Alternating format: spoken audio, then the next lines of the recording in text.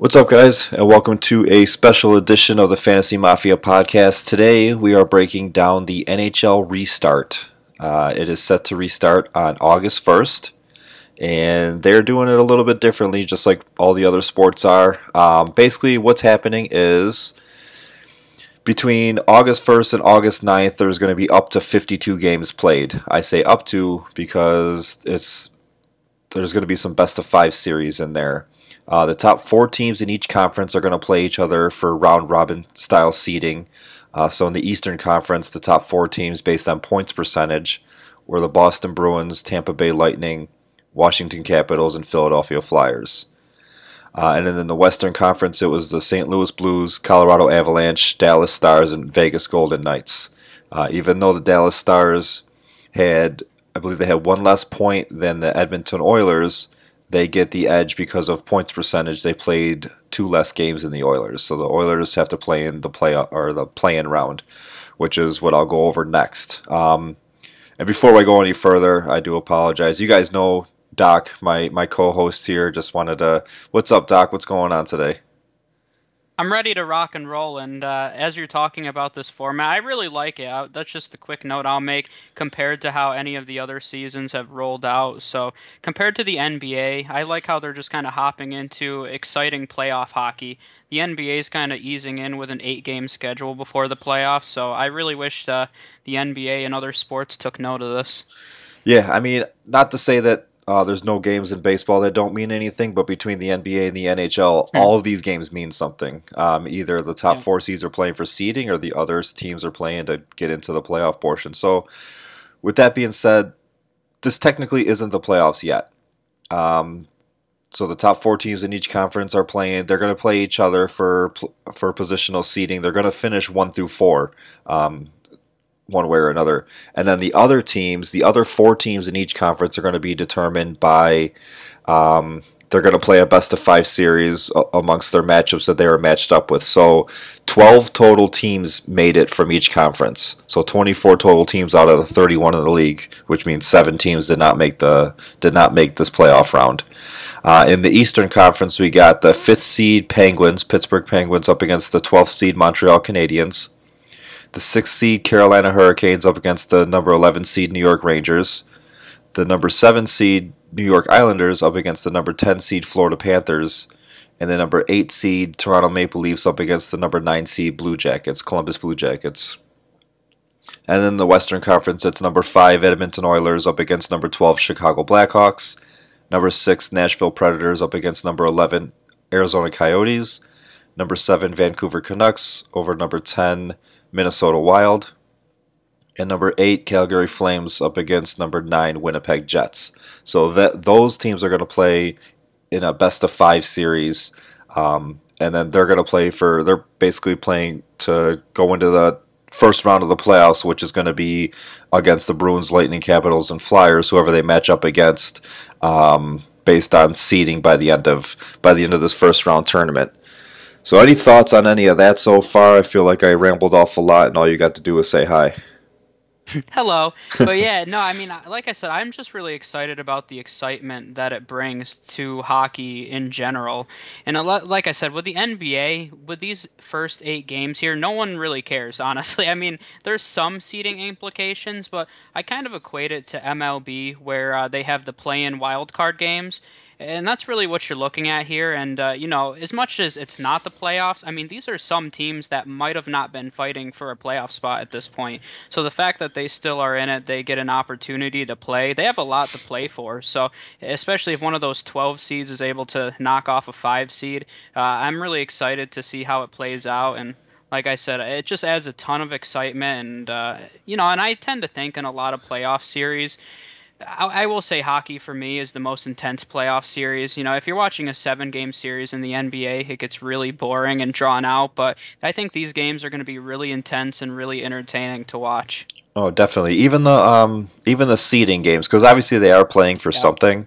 But if they didn't have these seeding games, they're essentially like 4 teams in each conference getting a bye week, and Yeah. they're coming in rusty. So at least they get to play each other. Now these games they do mean a little less than what the best of fives mean, but because obviously there really is no home court or home ice advantage. They're playing in two different cities. They got Edmonton for all the Western Conference teams, and then Toronto is hosting all the Eastern Conference teams. So there's no Mhm. crowd, no home ice. It's basically the top four teams are playing to see who they're going to play in the next round, basically.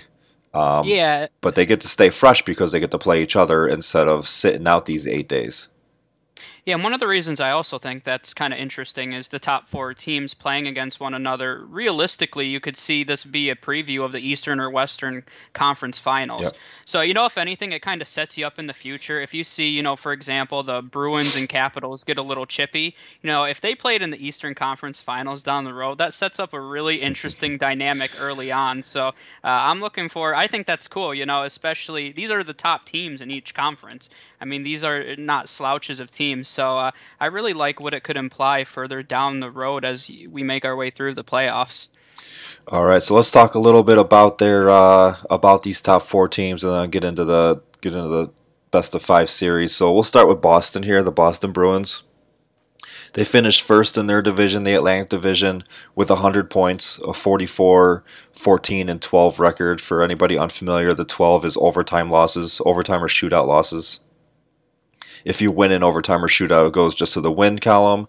Regulation loss goes to the loss column, and then overtime and shootout loss, it counts as 1 point, as opposed to the 2 points for a win goes to the overtime and shootout loss column. One of their biggest strengths this year was they were first in the league in goals against, meaning they let in the least amount of goals, with only 174 over those 70 or so games played. Any thoughts on the Boston Bruins? Or I mean, they're one of the best teams in the league. They've been in the playoffs before. They got a lot of playoff experience under their belt. We'll talk about a couple of their guys, but they are. I mean, just the whole city of Boston. They know how to put out their sports teams between the Patriots and Hmm. the Red Sox and the Bruins, and it's just crazy. But what are your thoughts on the Bruins? Yeah, I mean, so in every sport, I kind of have a thing. So for me, and really, it usually boils down to defense, and it's no different for me in the NHL. So I always look at goaltending and their defensive ability as a team. And Boston is probably the strongest defensive team, and probably has the best goaltending of any team amongst any playoff contender. So I mean, Tuukka Rask had another huge season.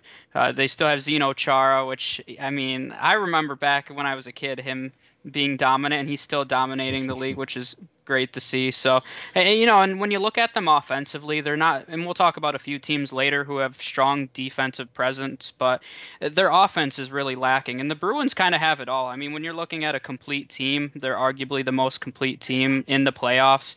Pastrnak was tied with Ovi for the goal lead. So, I mean, they have a strong offense as well. So, when you're looking at weaknesses, they have very few. So, they're going to be a tough team to knock off. And I definitely, between them and Tampa, I would say they're the leaders in the East right now.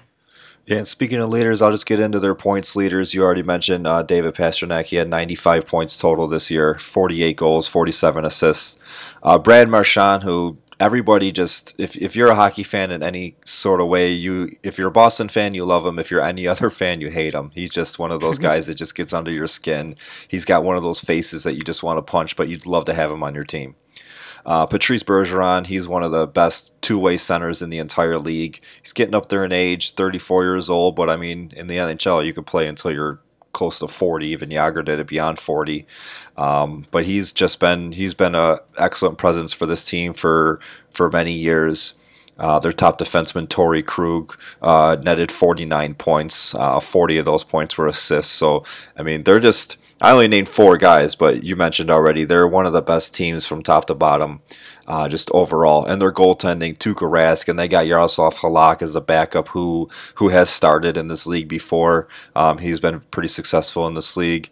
Tuukka Rask, 5 shutouts, and then Halak just adds another 3 shutouts. So he had 8 shutouts in 70 games. Not he, the team had 8 shutouts in 70 games this year. It's just I don't know. I mean, I being from Buffalo and living in Buffalo, we see the Bruins a lot. We see the Patriots a lot in our football team. Like you just grow to dislike these teams, but I don't hate Boston. I mean, I'd rather have other teams win the cup if it was up to me, but I'm not against Boston winning it like a lot of other people might be. They don't want to see that city win again. But let's move on to the next team here. We got the Tampa Bay Lightning. They are. And my computer is acting really slow right now. Hang on one second. If you want to give your notes on the Lightning, and then I'll throw my notes in there. Yeah, and kind of flipping, really, we just talked about a strong defensive team. You kind of flip it to the other end here for Tampa Bay. They led the entire NHL in goals. They were second in point differential, or a goal differential, I should say. Obviously not as strong defensively, but they're not any slouches defensively either. So, once again, I think they're a very balanced team. I would really really looking forward to seeing Tampa Bay and Boston actually playing because I think it's just the best goaltending against the best offensive force. So, one of the keys I think to me is I saw Steven Stamkos return to practice today this morning when I was going through my notes. So that only helps that high-powered offense, and having him on the first line is really just going to boost their overall potential. And I would be surprised just going through the matchups, and we'll go through it later on. But I think it'll be hard to bring down either the Bruins or Tampa Bay. We saw a ton of surprises in the playoffs last year, but when you look at it, I think it's going to be really challenging to bring down either one of those two teams. Yeah, I definitely agree with that. They're one of those teams that like I said with Boston, I wouldn't mind seeing them winning. But Tampa, I also like they. I think Steven Stamkos deserves a cup. I like Nikita Kucherov. I like a lot of players on this team just individually, and they've been star-studded for years now, and they just can't seem to get over that hump and bring home the trophy. But they finished second in the Atlantic Division, which, if you guys remember, that was Boston's division. So the way the NHL is set up is there's four divisions, two in the Eastern Conference, two in the Western Conference. There's currently 31 teams. Going into the 21-22 season, they're going to be adding a 32nd team. So all four divisions, unless they decide to realign, all four divisions will have 8 teams apiece. Right now, there's one division that only has 7. But they finished second in Boston's division, the Atlantic Division, with 92 points, so 8 points behind Boston. As you mentioned already, they were first in the entire league for goals for, 245. And on the flip side, they were also ninth for goals against, so it wasn't like they gave up a lot of goals either. They scored a lot, and they stopped the other teams from scoring a lot. Their top scoring players, Nikita Kucherov, like I just mentioned, 85 points in 68 games. Steven Stamkos, he's been there for forever, 66 points in 57 games. He's missed some time this year.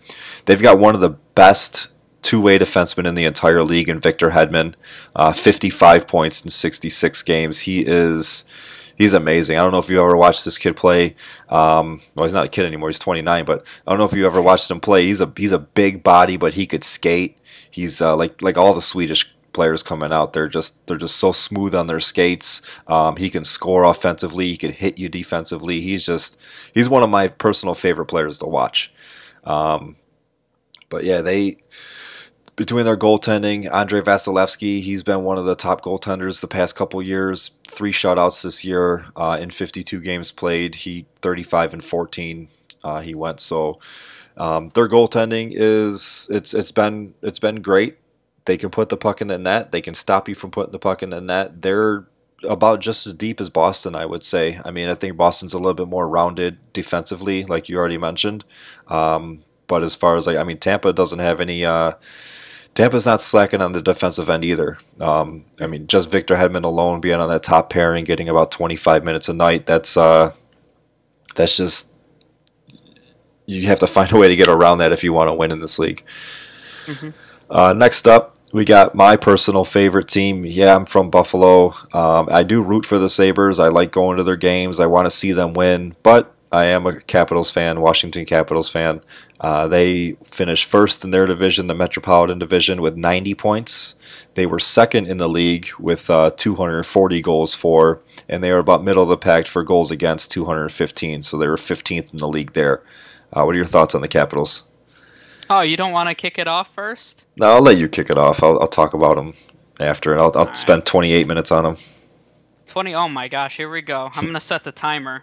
But yeah, I mean, kind of the opposite of the first two teams. You already mentioned second in the league in goals for. I mean, so their offense is a force to be reckoned with. But I mean, the number one concern is what is their goaltending going to look like during the playoffs? We're talking about some of the top goalies in the NHL here. So, do we have faith that they're going to be able to, Holtby is on a consistent basis? Is he going to be able to compete with these top-notch goalies? So, of these top four, I mean, I have them ranked third. I still have the Flyers behind them, who we're going to talk about next, but Mhm. I really am concerned with their goaltending.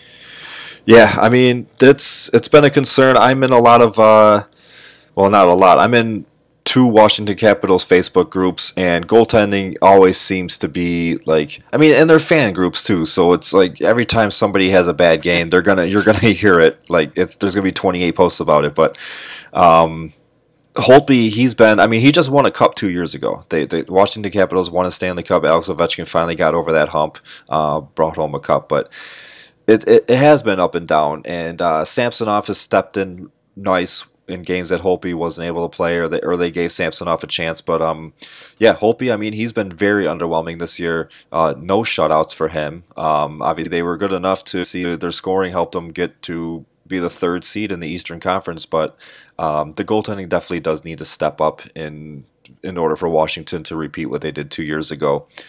Their top goal scorers, John Carlson, who's one of the best defensemen in the league, hit 75 points in 69 games. Alex Ovechkin, which you already mentioned a little earlier, as far as the goals that he scored, he had 48 goals. He had 67 points in 68 games. Um, and so he co-led the league with goals scored. Nicholas Backstrom, one of the best. He's one of the most underrated centers in the entire league. 54 points in 61 games.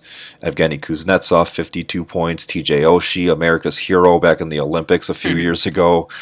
Tom Wilson, another guy that just gets under everybody's skin. Not quite the same skill set as Brad Marchand over there in Boston, but Tom Wilson's another one of those guys. He's got some questionable hits under his belt, some suspensions, but he's another one of those guys that if you got a guy like Alex Ovechkin who can hold his own. I mean, he's 220 something pounds, but you got these skill players. You want a guy like Tom Wilson on your team to kind of have your back.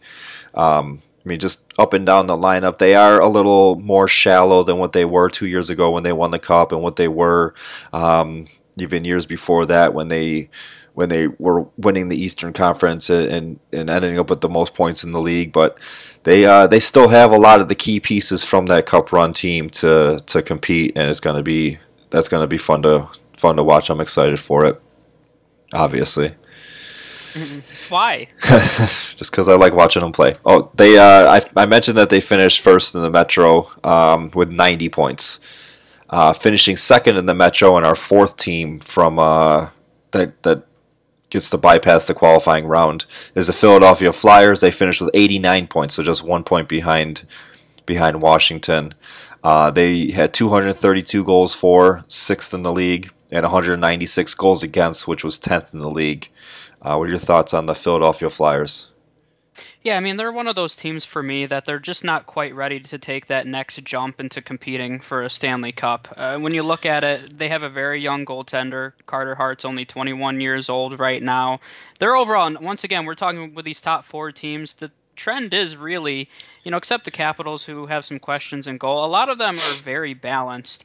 And for me, the Flyers, their defensive pairings from top to bottom, they're one of the youngest units in the entire league. So, that's a concern heading in, a young goaltender, young defenseman. So, they're one of those teams for me where I think in the next few years they'll make that jump up to being contenders. But to me, they're just on the cusp right now, and I think they need to gain a little more experience before they take that jump into being an elite team. Yeah, I think you nailed it. That's the biggest thing in the playoffs is experience and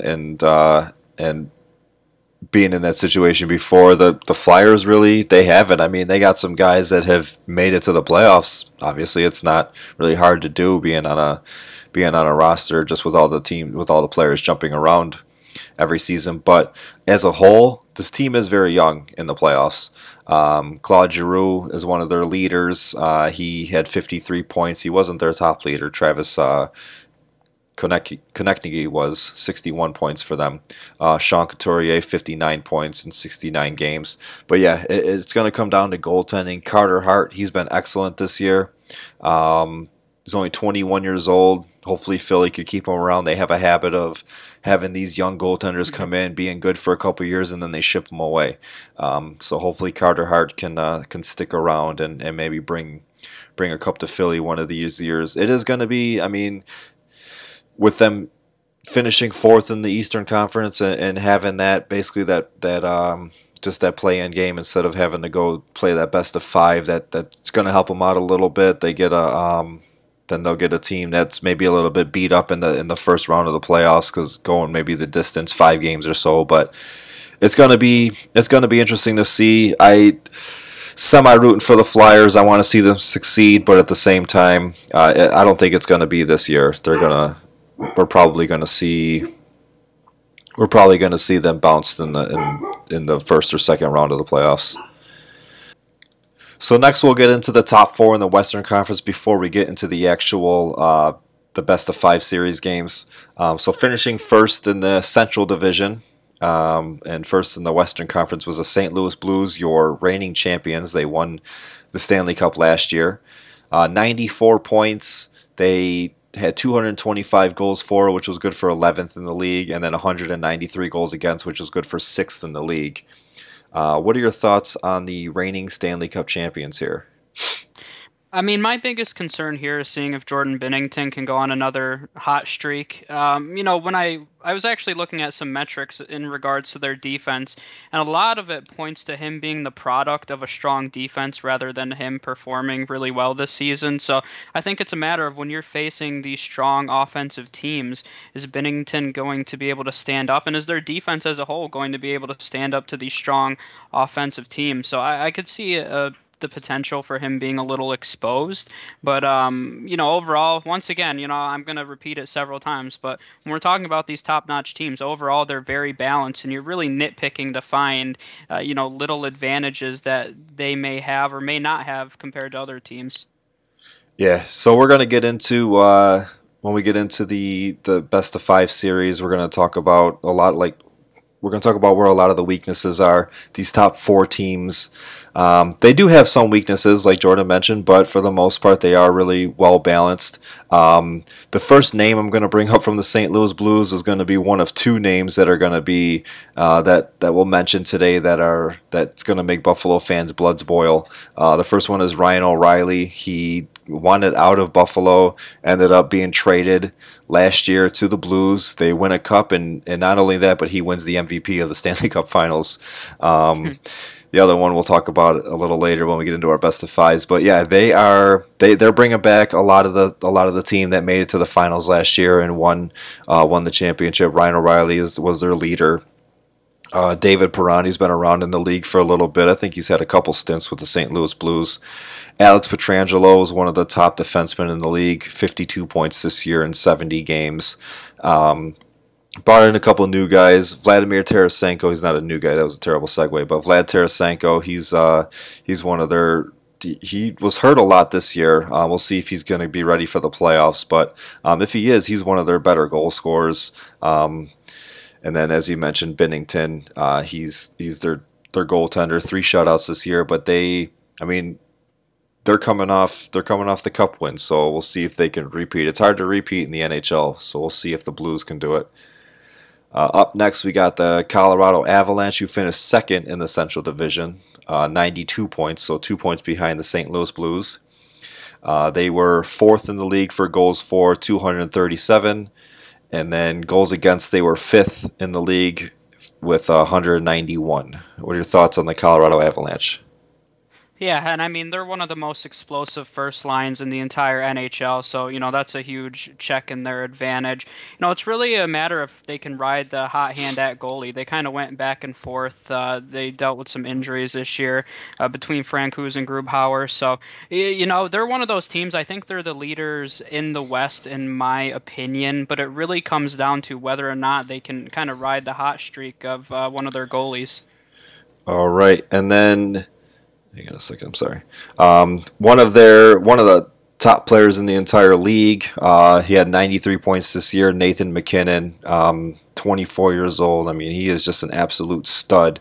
They're pretty deep offensively. They have, I mean, Cole Makar was their second. I mean, he was behind McKinnon by 43 points, and he finished second on the team in points. But for the most part, they're more deep up front between McKinnon and Burakovsky, Gabriel Landeskog, Mikko Rantanen. So they could put the puck in the net. They got a lot of scoring up there. I think it's going to come down to their defense and goaltending to see if they can continue their hot streak that they had this year, finishing second in the Central Division. But they're a fun team to watch. I mean, McKinnon is one of the best. Like I said, I mean, obviously he had 93 points this year, but even just watching him play on the ice, he's so exciting. He's so electric. He's so fun to watch. That's like, if I had a list of like maybe 10 guys to say, hey, if you're not into the NHL, but just watch these 10 guys, watch highlights of these guys, or tune into this game. Nathan McKinnon would be on that list of guys to try to get you into this game of hockey. It's he's just so fun to watch. He's exciting, and Colorado's taken a huge leap since even a few years ago where they were towards the bottom of the league. So there's one more team in the Central Division. They actually sent 3 teams to the top 4, as opposed to being 2-2 like the other conference. But we're going to go to the Golden Knights first. They finished first in the Pacific Division because they actually finished as the 3rd seed with 86 points. And yeah, I mean, they're 2 years old, and they made it to the Stanley Cup Finals in their first year, and now in their second year, they get to bypass the play-in round and go right to the qualifying round, or the seeding round. 227 goals for, 9th in the league. 211 goals against, which is good for 13th in the league. Again, they're a very young team. A lot of the guys that they got from their original expansion draft were on short contracts, so it's not the exact same team as it was 2 years ago. But they still have quite a few of the guys in between the draft and free agency. They picked up some new faces, but a lot of this team that made it to the Cup Finals 2 years ago is still intact. What do you think about the Golden Knights? Yeah, I mean, and I haven't really gotten to speak in regards to the NHL very many times publicly, but I mean, to me, I don't think it's stated enough in mainstream media how impressive what Vegas has done. I mean, this is an expansion team and we've seen it, with the Texans before in the NFL. Expansion teams usually struggle heavily, and to see them just come into the NHL and really dominate is really impressive. So that's one of those things that I don't think can be overstated. As a team this year, I think, they have a strong offense. They were 3rd in goals in the West. Once again, a very balanced attack. It's once again one of those things that comes down to who's going to be in goal for them. I think Marc-Andre Fleury's been very underwhelming this season. We'll see if my boy that I got to watch in Binghamton, Robin Leonard, gets an opportunity during this playoff run. But if Fleury ends up kind of floundering during this run, I wouldn't be surprised if Leonard stepped in there. And I think that's really one of the keys for them, is finding consistency there. And you actually said one of the trigger words to Buffalo fans. It was Robin Lehner. I made a mistake. I thought he was on a different team, which he was at the beginning of the season. He came over to Vegas, but he has been from Buffalo. He wasn't a fan favorite here. He had some words to say about Buffalo, and now he's has a chance to go out there and win a cup. And actually, there's a chance that he could start. Marc-Andre Fleury has been. I mean, he's been solid, and he's won a couple cups in the past. But Lehner came in, and he's kind of given him a run for his money here in Vegas. As far as their offense and defense goes, Max Pacioretty, he's been in the league for years. 66 points in 71 games. Mark Stone, 63 points in 65 games. Jonathan Marchessault, 47 points, and William Karlsson, 46 points. Those are guys that came over from the expansion draft. Paul Stastny, 38 points, big free agent signing. Nate Schmidt, 31 points. So they got, between up and down this roster, they got some defensemen that can put the puck in the net. They got some offensive guys that can score, which is definitely what you need in this league.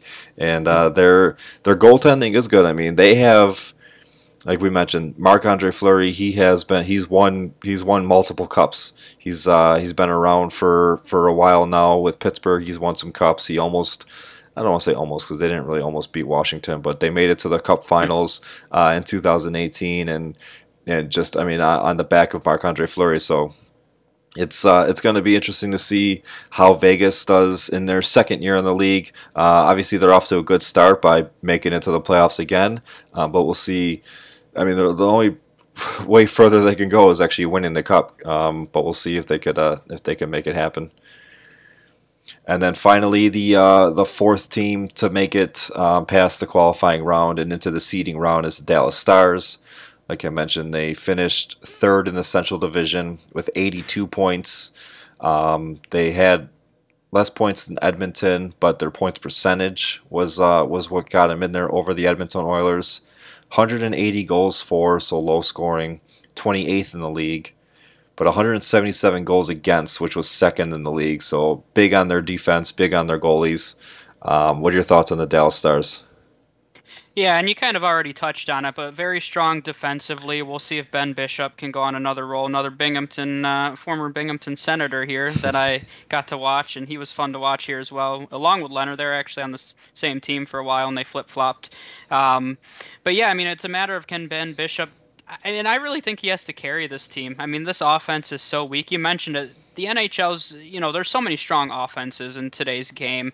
And to really have an offense that's as weak as Dallas has, I think it's going to make it really hard for them to make a deep run. And I mean, when you look at their goals for it, they're not just the second fewest among qualifying teams in the West. They're second fewest in the entire West.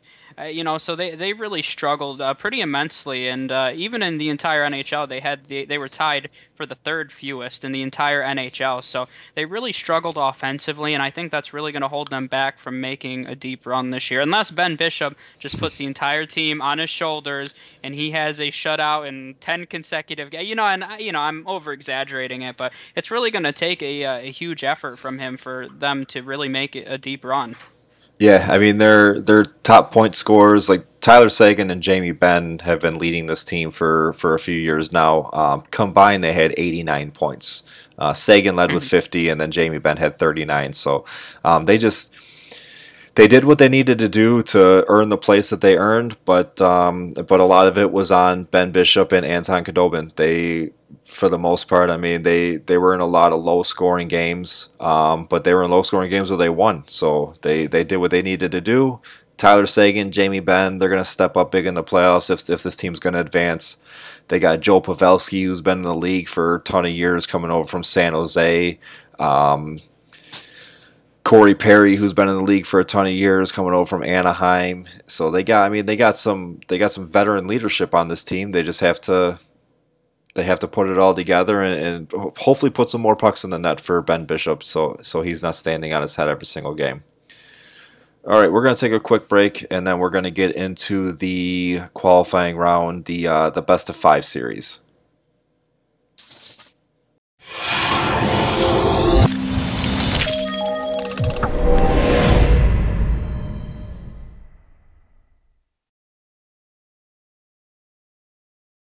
All right, welcome back. Now we are going to get into the best of 5 series. We'll start with the Eastern Conference, work our way down, and get into the Western Conference. So our first matchup is number 5 Pittsburgh Penguins up against number 12 Montreal Canadiens. And I know I mentioned there was 2 names that are going to trigger Buffalo.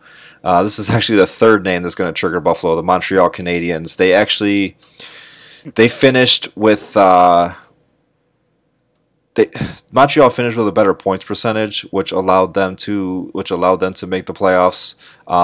It was one of those things where Buffalo actually had a better record, and if they were to do the top, because their original plan, well, not one of the original plans was for them to. I'm not even gonna say all that. Fuck it. I'm just gonna start over. Let's get into this again.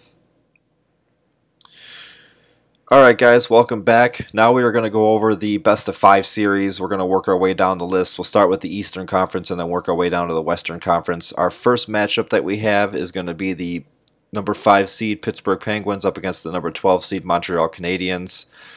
Pittsburgh finished third in their division, the Metro Division. That's the same division as Philly and Washington. Montreal finished in fifth in their division, the same division as Boston and Tampa Bay. It's going to be.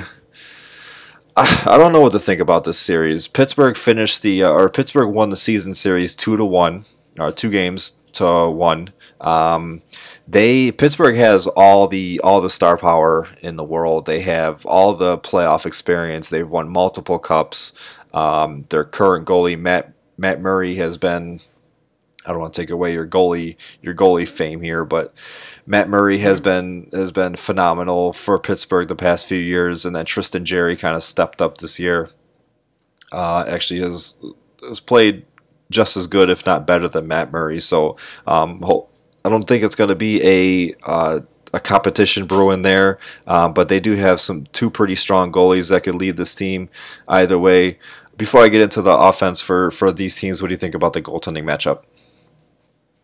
Yeah, I mean, I think overall, based on the reports that I've been reading out of Pittsburgh, it seems like Murray and Jari are going to be kind of splitting time in the beginning, and I think it's going to be one of those situations where they ride the hot hand.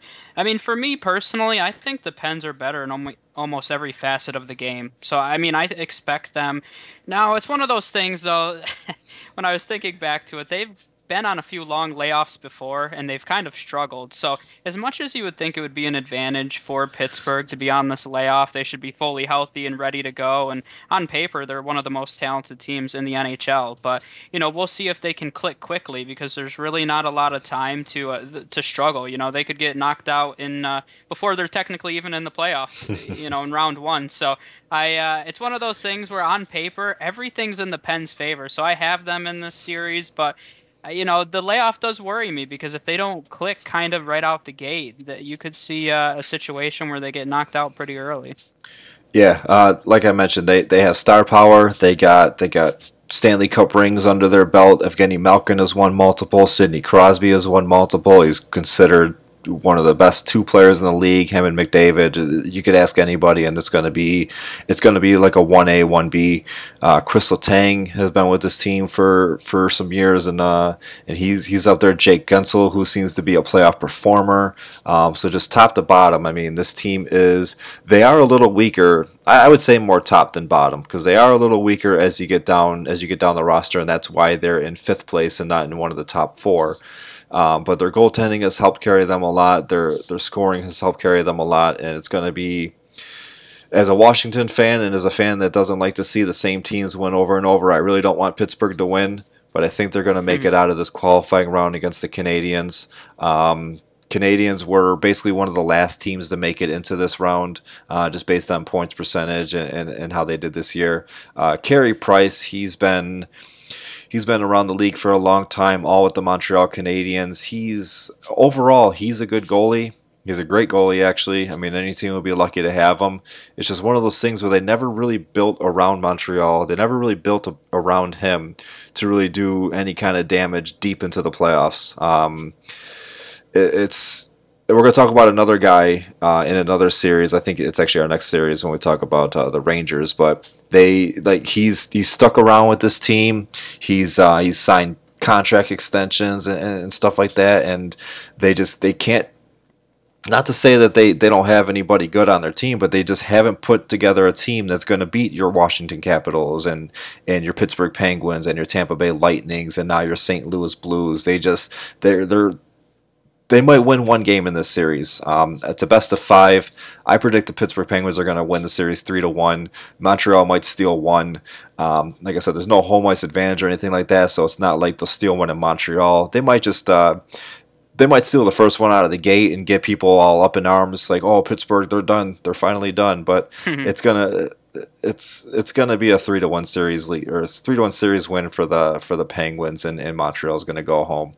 Any thoughts? You didn't really mention anything about Carey Price or the Canadians. Yeah, I mean, I think that this matchup heavily favors the Penguins. Like I said, it's one of those things though where it looks like they're going to be playing the hot hand, so I still give the advantage to them. But at this point, I don't trust Price consistently to beat the Pens goaltending. Yeah, it's gonna be. I think it'll be a decent series. It's not really one of my favorite series to watch in this first round. There's definitely other series that I'm going to tune in, but it's not my least favorite series either. We'll talk about that in a couple of series from now. There's a series that Oh, I'm not really looking forward to watching at all. I think I mean, it might be like it's more even. It's a 7 versus 10 as opposed to a 5 versus 12. But yeah, I mean, I mean, these games are going to be on scattered throughout the day, so I'll probably tune into as much as I can. But there's going to be some games where I'm going to be heavily tuned in, and other games where it's just going to be on in the background. Our next series that we got is the 6 seed Carolina Hurricanes going up against the 11 seed New York Rangers. Carolina finished fourth in the Metro behind the Penguins with 81 points. The Rangers finished seventh in the Metro with 79 points. That Metro was deep. The Rangers, even in a regular season with 82 games played, they were being seventh in their division. They were knocking on the playoffs door. I mean, if they would have finished out this season, they would have had to put together a nice string and put some wins together in a row and make a nice final push and maybe grab that eighth seed in the Eastern Conference. But for being the seventh team in the Metro Division, they were knocking on the door of the playoffs, and that just shows how deep that division was. The Hurricanes, were 14th for goals for with 222, and then 6th for goals against with 193. The Rangers were 5th for goals for with 234, but 24th for goals against with 222. So let's get into the Hurricanes first. yeah. So with the Hurricanes, I mean, in terms of the goalie matchup, I think it heavily favors the Rangers. The Hurricanes, Peter Mesrick was starting for him. His backup came in kind of mid-season, James Reamer, and he had a really impressive season. They haven't really talked too much and haven't been able to find who they're planning on starting for this qualifying round. But either way, I still give the advantage. Igor's been very impressive for the Rangers this season. You know, very young name, and you said you were going to mention another veteran who's kind of been phased out a little bit. And man, he's been with the Rangers for a billion years, it feels like now. Yep. But I mean, you know, his time has passed. They have a young stud in goal, and he's one of their best chances to make it far. I do think it's interesting to note too that the Rangers were 4-0 against Carolina in the regular season. So they've already proven that they can beat this team, as recently as this year. So I give the advantage to the Rangers in terms of the goaltending matchup and their overall ability to match up with the Hurricanes. Yeah, and one thing we haven't mentioned with any of the other teams, but I'm going to mention it here because this is a huge blow, is the Hurricanes' top defenseman, Dougie Hamilton. He might not even play this series. He's hurt. He's out with well, it says an unknown injury, but he is out. They don't know when he's going to come back, and he's been rock solid for the Hurricanes this year. Fourth on the team in points with 40, but he can put the puck in the net. He can dish the puck with 26 assists. They have a nice young team. Their top 7 point scorers are all are all 26 and under, and actually Dougie Hamilton is the oldest one out of the 7 with 20 or being 26 years old. But Sebastian Aho, he's been really good for them this year. He's only 22. Tero Teravainen, 63 points. He's only 25. One of the top picks in last year's draft was Andrei Svechnikov with 61 points. He's only 19 years old. So they got a nice young team, but they're going to definitely feel the blow of Dougie Hamilton. And that's why I give the edge to the New York Rangers. And the name that I wanted to bring up was Henrik Lundqvist. I think that he's in the same boat as Carey Price. He's been around this team for a long time, and they've put together a better team in recent years than the Montreal Canadiens have. And not recent years, but like just over the course of the years that Henrik was with the Rangers. They put together some competitive teams. They've bounced the Capitals a couple times. They've made it to the Eastern Conference Finals a time or two within the past 10 years or so. But they just haven't been able to get over that hump, and Henrik hasn't been able to bring home a cup. And now it's gonna. now it's not even known if he's going to end up starting for this team. They got a trio of young goalies, or trio of goalies, not all young. Henrik's not young at all, but they got a trio of goalies that any one of them could step in and help this team win. They do have some better scoring up front. I like I said, I give the edge to them in this first round here. Panarin, Mika Zibanejad, both over 70 points. Ryan Strome has been pretty solid, 59 points for them. They're all mid 20s. They're all young, so they're hopefully they could be with this team for a while. But yeah, I mean, I'd say the Rangers. I'd give the Rangers a 3-2 series advantage here, and making it into the playoff round. Do you have any? You didn't really give any of your picks for these two. You said who was going to win, but do you have any series predictions for them for either of Yeah, these I mean, series? for the Rangers, I already mentioned they went 4-0 in the regular season, so I mean, I give a heavy advantage to the Rangers, so I'm thinking more 3-1 here. All right, and then who did you? You obviously said the Penguins in the other series, but any? Do you think it's going to be a nice sweep, or do you think Montreal Yeah, steals one? yep, yep. I had that one as a sweep. As a sweep. All right. Moving on to the next series, we got the New York Islanders, who finished sixth in the Metro Division with 80 points, and the Florida Panthers, who finished fourth in the Atlantic Division with 78 points. This is a series that I'm not super excited about. Now it's closer on paper. It's probably going to have a lot of action, but it's just these are two teams that I personally don't really enjoy watching. If I ever see a Panthers game on TV or an Islanders game on TV, I'm probably switching the channel. It's really nothing. I mean, it's just I just can't get into those two teams. They really there's no the Islanders have a much bigger history than the Panthers do, just in the league and stuff like that. But I'm really just not invested in either of those teams. It's the Islanders won the season series 3-0, 3-0. The Islanders had 192 goals for 23rd in the league and 193 goals against for 6th in the league. And then the Panthers had 231 goals for 7th in the league and 228 against for 28th in the league. So a lot of goals against in there. What are your thoughts on both of these teams? Yeah, and I mean, I agree. I think on paper, maybe this isn't a sexy matchup for a lot of people. But overall, I give the goaltending advantage to the Islanders. Bobrovsky from Florida has struggled this season. One of the most inconsistent goalies from any of the teams that made it into or got invited back for this NHL season, I guess I could say. So in the end, I give a huge advantage to the Islanders in that regard. But I think the real question is, do the Islanders have the firepower to keep up with Florida? So, I think that both teams have advantages, with Islanders having a defensive and goaltending advantage, and Florida being a little more high-powered offensively. So I think it'll be a close series. This is one that I would have going to 5 games, but the Islanders were 3-0 in the season series, so I'm going to go with the Islanders 3-2 here. I'm probably going to give the edge to the Panthers. I would go 3-2 here too. I think they go the distance, but I like the offensive firepower, and it's yeah. Bobrovsky has struggled this year, but we've seen what he can do with Philly when he first started, and then also with Columbus the years that he was there. So he can. I mean, he's an elite goalie in this league. It's one of those things where he just has to turn it around and step it up. So we know that he can do it. He just has to do it. So.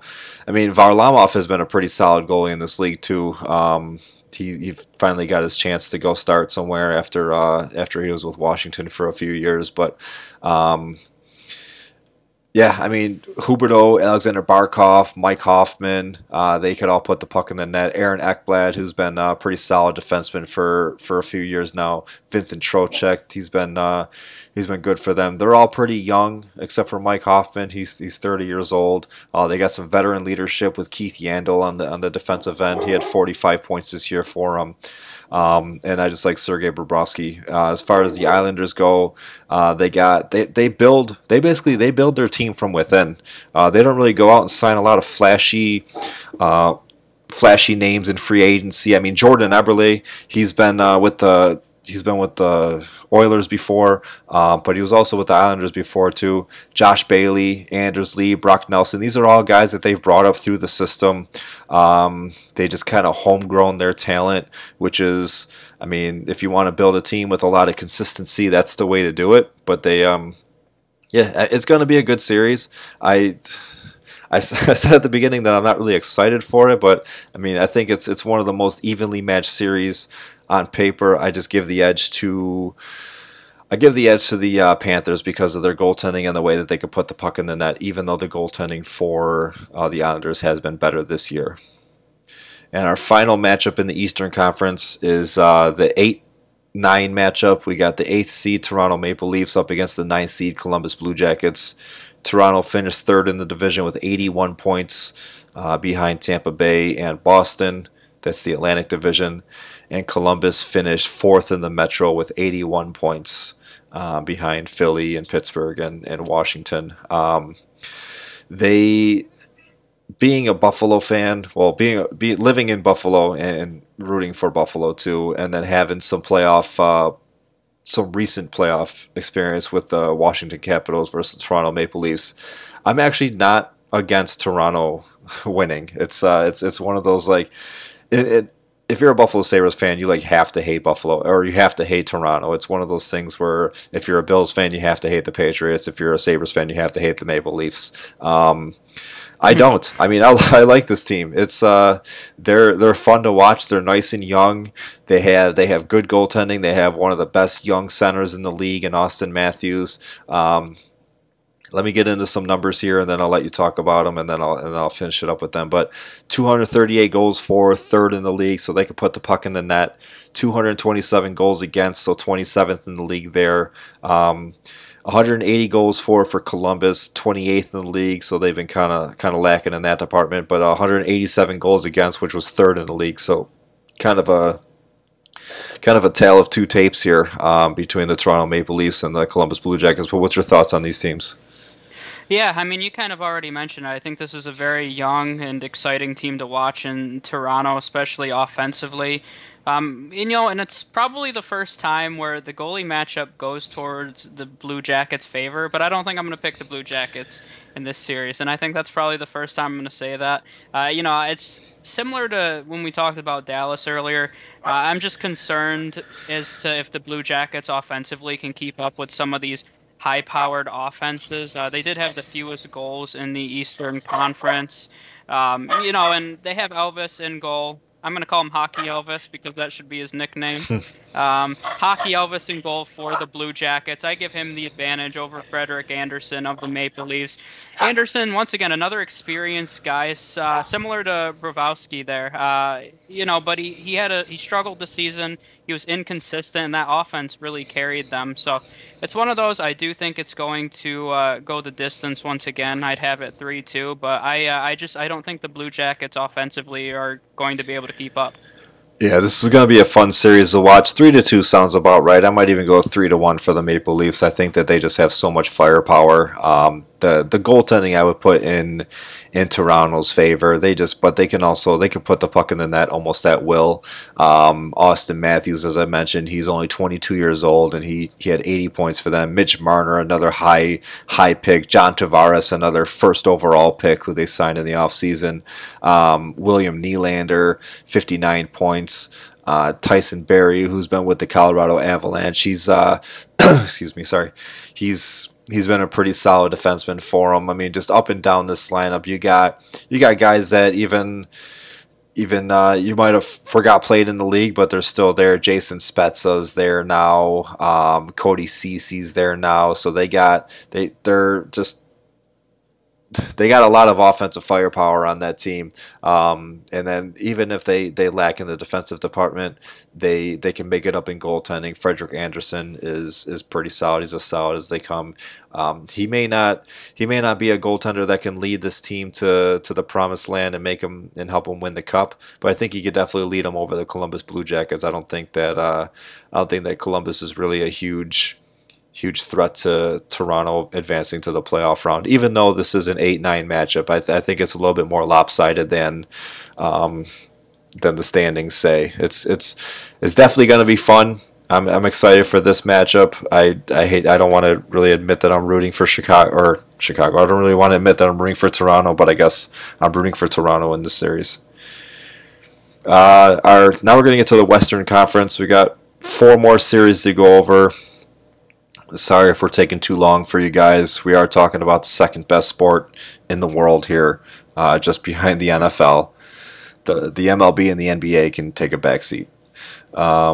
We got the Edmonton Oilers, who finished second in the Pacific Division, but like I said, the Dallas Stars, with a better points percentage, ended up getting one of those top four seeds. So Edmonton is forced to play in a best of five, and they are lucky enough to get the Chicago Blackhawks, who in the 2010s have been one of the better teams. Now they've kind of slowed down a little bit the past couple years, but they still have some offensive firepower there. They got homegrown Buffalo Patrick Kane, who is a playoff performer, so it's going to be fun to see. And I honestly don't mind either of these teams winning.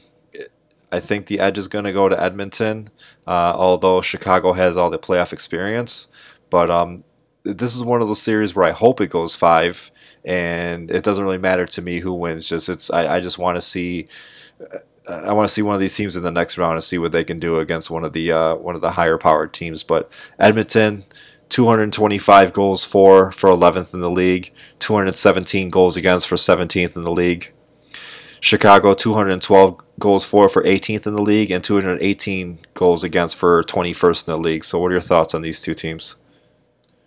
Yeah, so going back to the goalie matchup first, this isn't, it's an interesting one, I guess I'll say. I was reading a report that Corey Crawford's health is kind of in question. He said he's good to go, but I think he's the only one saying that at this point. There's been a lot of questions surrounding his health. So, to me, that's one of the biggest question marks as a 12 seed coming in. I think that I may favor the Blackhawks if I was 100% confident in Corey Crawford's health. They did take the series 2-1 during the regular season, but it's another one of those situations where I think the Oilers are a young, high-powered offense. I think they'll be able to overpower the Blackhawks overall. We'll see how close. I have it marked as 3-1 for the Oilers. Their goaltending, at this point, like I said, I don't really know who to give the advantage to. At this point, I guess I would say the Oilers and Mikko Koskinen.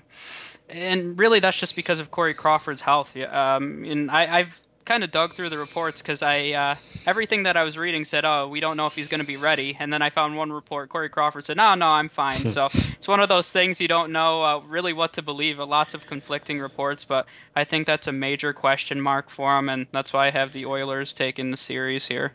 Yeah, like I said, I wouldn't mind either of these two teams winning. If this was like 4 years ago, it would probably be flip flopped in the standings. Edmonton probably wouldn't even be in the top 12, but it would be Chicago would be sitting here with the 5 seed, and Edmonton would be sitting here with the 12 seed, and Corey Crawford would be going in as one of the hottest goalies, and he's a playoff performer. But now it's 4 or 5 years later, and we're not sure what's going on with the Chicago goaltending situation, and you got Edmonton, who has our first 100 plus point scorer on this list with Leon Draisaitl with 110, and then Connor McDavid only 3 points away from 100 with 97. So these guys can score. These two are just explosive together.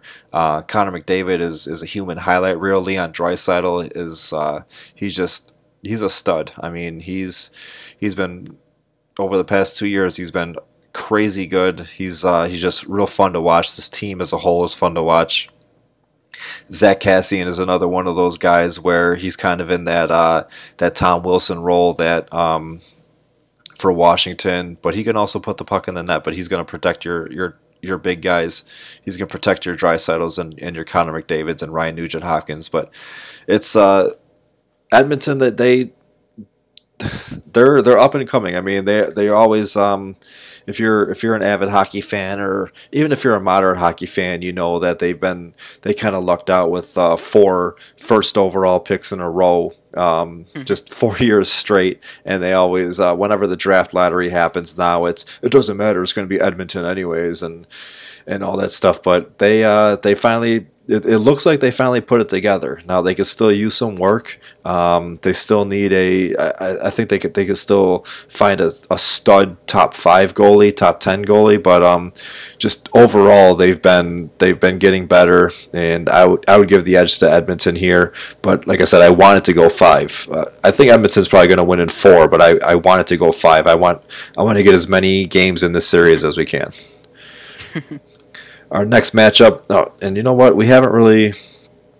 I do apologize. That's my fault. We haven't really gone over the last couple season series. So just backtracking a little bit, the Maple Leafs only played one game against the Blue Jackets in 2019, and the Maple Leafs won that game, so they had a 1-0 season series.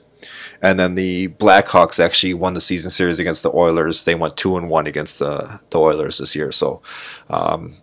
Another thing kind of in the Blackhawks' favor, but I think that all refreshed and ready to go, the young kids for Edmonton are gonna take over the Blackhawks, who, by the way, like I said, they got Patrick Kane and Jonathan Taves, and they still have a lot of players that are on those Stanley Cup rosters. But it's I think the young legs kind of take over that series. Moving on to the next series, we have your number 6 Nashville Predators up against the number 11 Arizona Coyotes. Couple southern warm state teams here. Nashville finished 5th in the Central Division with 78 points. Arizona finished. It doesn't say. No. They finished though. Yeah, they finished. They finished 5th in the Pacific Division with 74 points.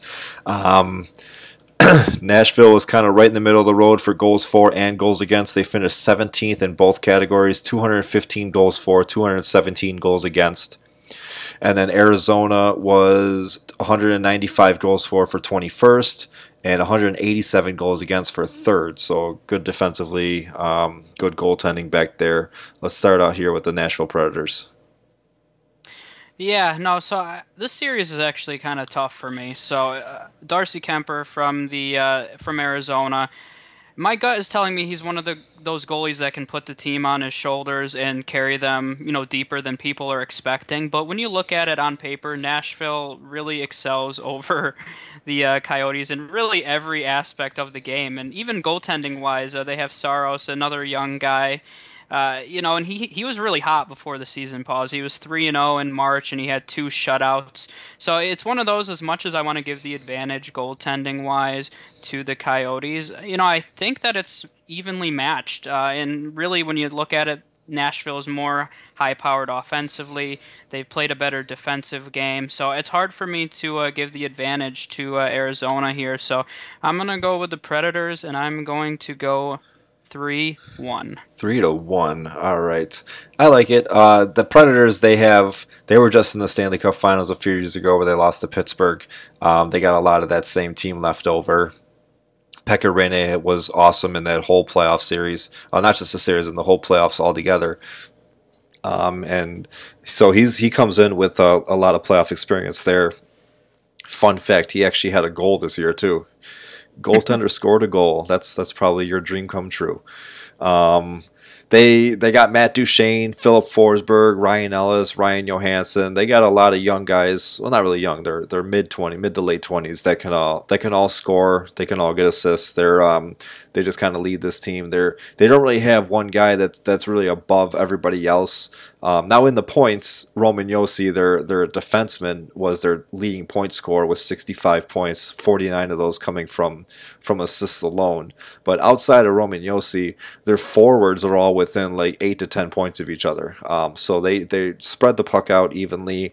They got a nice power play. They could put any combination of 5 guys on the power play and be dangerous there. Their defense is good, which like I said, I mean they were 17th in the league, so they were middle of the road for defense and offense. But we've seen how they can play back in the playoffs when they made it to the Cup Finals, and not a lot from the team has changed overall.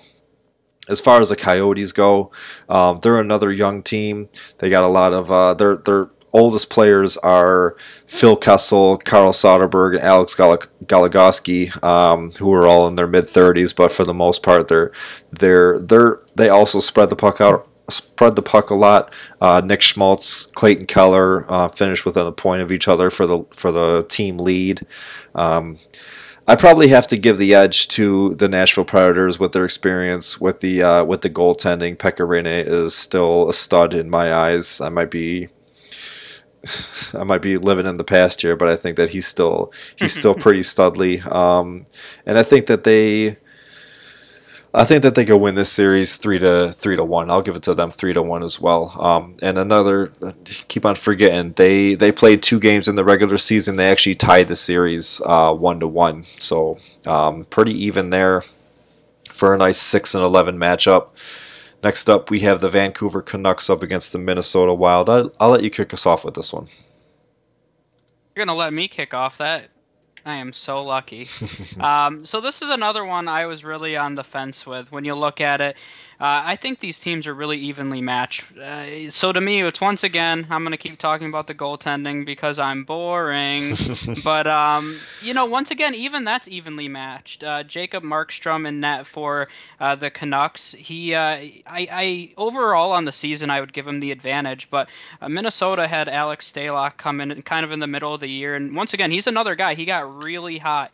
In February alone, he was 7-1. He had a 1.76 goals allowed, a little over 93% save percentage, and 2 shutouts in the month of February. So he was really impressive, and he's one of the reasons why they're in this position overall, just because of that hot streak he went on before the pause. So, as much as I want to give the advantage overall, I kind of one of the biggest things in any playoffs to me is who's going to get hot, who catches fire, and you always see a team every year that kind of surprises. And for me, I think that the Wild can take this series just based off their goaltending alone. I think in every other aspect of the game, they're fairly evenly matched. So I think it's going to be a matter of who gets hotter in terms of goaltending. So I'm going to give the Minnesota Wild a little bit of a nod here, and I'm going to say they win at 3-2. Oh, jeepers. Upsetting Canadian fans all over. Yeah, that's the goal. We got, so the Vancouver Canucks finished 4th in their division. The Pacific Division was 78 points. They had 228 goals for, which was 8th, and 217 goals against, which was 17th.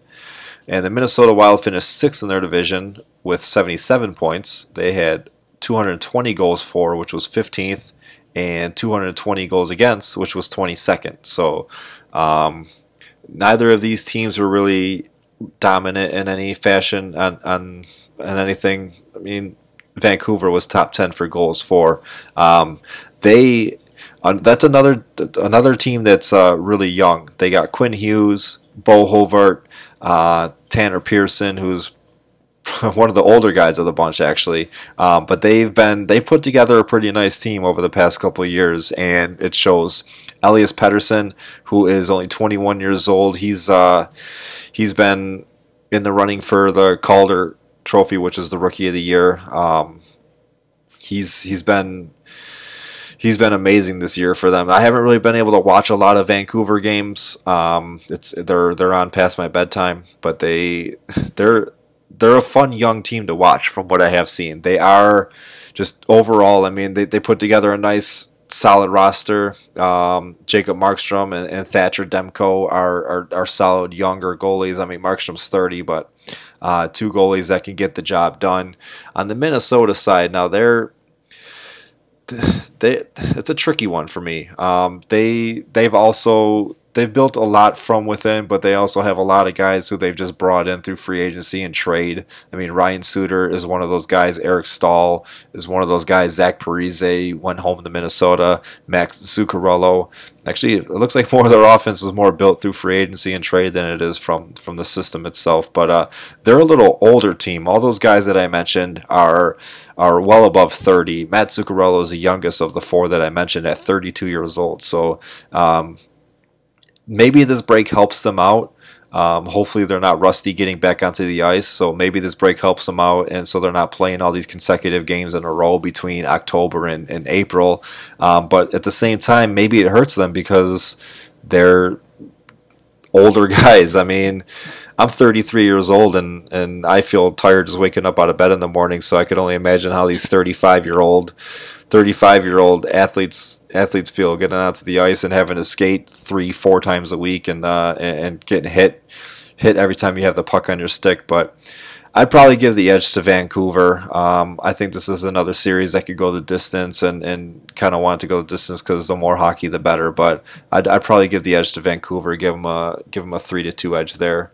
Um, the Minnesota Wild actually won the season series 2-1. They played 3 games, so the Minnesota Wild won the season series there. And then our final series is the Calgary Flames at Winnipeg Jets. Or not at Winnipeg Jets. It would actually be the other way around if we were playing in home arenas. But the Flames are the higher seed at 8. The interesting thing about the Western Conference here is, aside from the Predators and Coyotes who tied their season series, all the lower seed teams won their season series. Now they only played 1 game, but the Jets won that game. So the lower seeded Jets beat the Flames, the lower seeded Wild beat the Canucks, the lower seeded Blackhawks beat the Oilers. You did so good kicking off the last one. I'm going to let you kick off this one too. Do I get a raise too? Nope. Oh, okay. Well, never mind then. I'm gonna just hang up. But and this is another tough one, as it should be when you're looking at an 8-9 game here. So I think Calgary excels in really every category over the Winnipeg, except goaltending once again. But when you look at the matchup, Hellebuck, I think, is one of those guys once again that can put a series on his shoulders. So as much as I have faith in him controlling this series, their defense really struggled this year. He faced the most shots in the league, but he stopped a very high percentage. He was top 5 in save percentage still. But to me, when you're starting to look at a talented team like the Flames, I think the advantage here could be their depth. They go very deep, so I think I don't think that the Jets are going to be able to keep up with the offensive firepower of Calgary. So I'm giving the advantage to the Flames here. I think it will be a close one, and this is just because I have faith in Hellebuck taking it, but I think it's another 3-2 here. All right. Yeah, I would probably agree on it being 3-2 as well. I think that it's going to be a very close one. I actually wrote an article on this preview here. I think they're one of the most evenly matchups that we have in the whole first round. And plus, if Calgary wins, there's a chance that they play Edmonton, and that series is always there's going to be a lot of blood in that series if we get an Edmonton Calgary series. So I can't wait to see that happen. If it happens, hopefully it does. But Calgary finished the season third in the Pacific Division with 79 points. They were 20th in the league for goals for with 210, 15th in the league for goals against with 215, and Winnipeg finished 4th in the Central Division with 80 points, 16th in the league for goals for with 216, and 12th in the league for goals against with 203. So while Winnipeg had more points, Calgary had a better points percentage, and they get the higher seed, which, like I said, doesn't really matter because they're not playing in separate arenas. It's all the same. It's all the same cardboard cutouts rooting for you. They're both mildly young teams. Matthew Tkachuk leads the Calgary Flames with 61 points in 69 games. Johnny Gaudreau, who's been a nice addition to the U.S. Olympic team roster. Playing for our home country here, 58 points in 70 games. Sean Monahan, 48 points in 70 games. They come in fairly healthy. The team as a whole played 70 games, and they got a lot of guys on this team who have played anywhere between 68 to 70 games. So they're not really an injury-riddled team. They're not really missing a lot of key pieces here. So they're coming in fairly healthy. Cam Talbot and David Rittich. Rittich kind of took over and kind of led this team 2 shutouts. He's been a stud goalie for them for this year. He's pretty much helped them get into the position that they're in. As far as Winnipeg goes, they put together a nice team too. The fans in Winnipeg are nice to have their team back. They came back actually it's been quite a few years now. They came back from Atlanta, and which it worked out for the better. Added another team up in Canada. They sell out their games. They put a nice product on the ice. Patrick Laine, who's one of the not one of the better goal scorers, but he could put the puck in the net. He had 63 points in 68 games. Kyle Connor, 73 points. Actually, their their team leaders shared. Kyle Connor and Mark Scheifele had both had 73 points in 71 games. So they were able to score some goals there. Blake Wheeler, 65 points. This is probably one of the, like I said, this is probably one of the most even matchups that we have on the whole docket between all 8 series here. I wouldn't be surprised if this goes 5 as well, but I would probably give the slight edge to the Flames, and hopefully it does go 5 because I want to see a lot of hockey here. So, what are your final thoughts? I know we talked a lot. We're going on. What are we even going on? This is like almost a 2-hour show now. We wanted to keep it to a half hour, but I guess that didn't happen. But so we're already at 2 hours, so we might as well make it longer. What are your thoughts on everything? Are you excited? This is probably going to post the day that the NHL starts back up, which is August 1st, Saturday, August 1st. So yeah, I mean, what do you think about it? I mean, one of the biggest things for me with sports starting up again, and you know that of all the major sports, hockey probably comes in last for me, just historically. Whoa. Yeah, I know. I'm gonna say it out loud, but historically, that's been the case for me personally. Not that I don't follow the NHL. I follow the NHL. I watch hockey, but for me, it's one of one of the cool things I think coming out of quarantine, and I've seen this with a few of the other admins in our groups, is I've seen a lot of guys get into baseball and they're starting to watch other sports that maybe they wouldn't normally as much. So I that's how it's going to be for me with the NHL this year. I'm going to watch a ton of playoff hockey and qualifying round hockey here. I guess I can't call it playoff hockey technically, but I think I'm going to be watching a lot of hockey the next few months. And, normally this would be a very intense baseball, basketball, and those sports are still going on. But just to really fill the void that has been missing over the past few months, I'm going to be watching a ton of hockey. Like I said, when we first started, I love this format. I'm really excited about it. I think it adds a lot of excitement to the game, and I'll kind of be interested to see how the ratings are for the league as a whole, with all of us being in quarantine and no fans being in the stand. And that's been one of the cool things for me to track in Major League Baseball. Their TV attendance and viewership has been huge there, so I'd expect the same for the NHL. But overall, I mean, I'm really excited to just have sports back, and like I said, I'm definitely going to be watching a ton of playoff hockey here in the next few months. So between now and August 5th, we're looking at, it looks like a minimum of about 5 games a day. Like I said, they're playing in 2 different cities. They're playing in Edmonton for the Western Conference and Toronto for the Eastern Conference. But between, like I said, August 1st and August 5th, there's about 5 games a day, and that's if, and that, I mean, that could be the minimum. That's if the best of 5 series they end up sweeping, going only 3 games and out. There are games scheduled into the ninth. But those games could even possibly be moved up to like the 5th and the 6th if we have some early round exits there.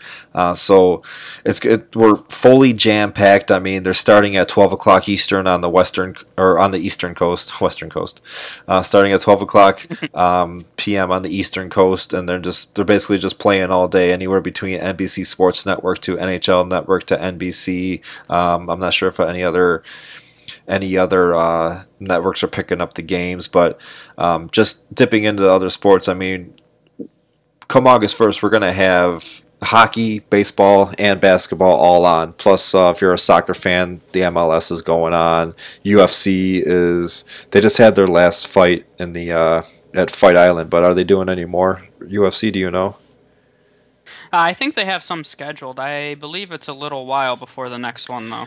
Okay, so you got all that, and one final thing I wanted to bring up for the NHL is we didn't really bring it up at all. We didn't really get to talk about it, but the NHL draft lottery happened a few weeks ago, and the way that it worked out was the 7 non-qualifying teams were put into a lottery, and then they were gonna do a couple different drawings. If the first drawing came out with where 3 of the 7 non-qualifying teams ended up finishing first, second, and third in the draft order, they weren't gonna do a next drawing.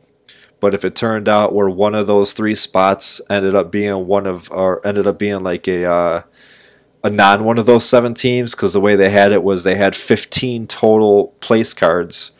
7 of them with the 7 teams that didn't make it. The other 8 were placeholders, essentially for the 8 teams that get eliminated from this qualifying round. So if any of those teams, if any of the combinations made it to where one of those top 3 picks, first overall, second overall, a third overall pick, were not a non-playoff team, then they were going to do a second drawing with only the playoff teams to determine what spot they pick in the draft. So it ended up being second and third ended up being one of the non-playoff teams, but first was a question mark. So now we get to have now every single one of these teams is playing for either advancing to the playoffs or playing for the shot at first overall pick, which is just crazy. I mean, some people don't agree with it. I really didn't agree with it at first, but it is what it is. I mean, there's some conspiracy theories being thrown around there. I won't get into those, but you got teams like so between the Penguins and the Canadians, one of them's advancing to the playoffs, and the other one has a 12.5% chance of getting the first overall pick in the 2020 NHL draft. And that's the same case for every single one of these teams on this list. One of them's advancing to the playoffs, the other one's thrown into a 12.5% chance. All 8 teams that don't make the playoff round are getting a 12.5% chance at first overall, and it's only a drawing between those 8 teams. So the other 7 teams, those guys are already in their own. Those guys are already in their draft spot. So it's just 1 through 8 for that first overall pick. So, any thoughts on that? I mean, I said a lot. Probably it was a little bit confusing, but any thoughts on how that works out? Yeah, no, and I remember when I first saw that it's just very obscure at first. It's something we're not used to in sports. I mean, and you kind of summed it up perfectly.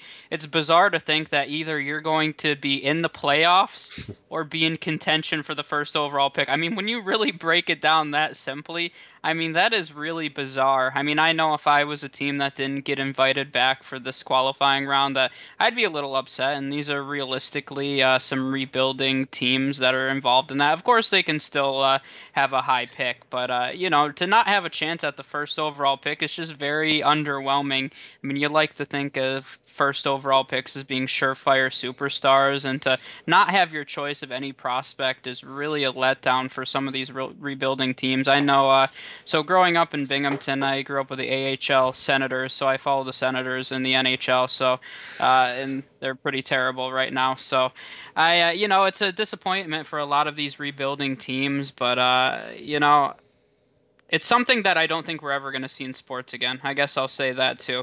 It's just a bizarre scenario of 2 extremes. Either you're going to be playing for the championship or you're going to have the first pick. So it's an interesting dynamic. It'll be really interesting if a team like a 5 seed like the Penguins gets knocked out and then they get the first overall pick. I mean, that would be bizarre, but that'll be something fun to analyze down the road. Yeah, it's crazy. So one of these 16 teams that we talked about in the best of 5 series are playing for the first overall pick. That's essentially what it comes down to, and then 7 of those other 16 teams are playing for spots 9 through 15, and then the draft order is determined after that. But so that was awesome. I really enjoyed talking hockey with you. We're probably not going to be able to get on as much as you guys do with the MLB and the NBA. We'll come on again after the conclusion of this round. We'll come on again and kind of preview the next round or the official start of the playoffs. But other than that, I mean, I had a lot of fun talking to you. It was I don't claim to be a professional for NHL. I follow it more than anybody else that's in our admin chat, and that's why I feel pretty comfortable talking about it. But if I feel like if you guys feel like I stumbled a little bit, it's probably because I'm still getting back into it. I really haven't been into the NHL for a couple of years now, ever since I got heavily into fantasy football. But I'm here to talk about what I know, and yeah, I mean that's it. So I appreciate you coming on and making this not be a solo show for me. And I also I'm excited about this hockey season to get started, and I'm excited to watch some baseball and basketball, and hopefully the NFL starts on time. Let's do that hockey. Let's do that hockey, as Chance the Rapper says.